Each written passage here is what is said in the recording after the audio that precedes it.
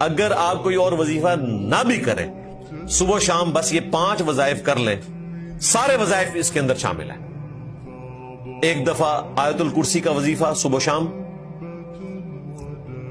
10 دفعہ لا الہ الا اللہ وحدہ لا شریک لہ لہ الملک ولہ الحمد وہو علی کل شیء قدیر۔ تیسرا وظیفہ بسم اللہ الذی لا یضر مع اسمہ شیء فی الارض ولا فی السماء وہو السمیع العلیم، صبح و شام 3 دفعہ۔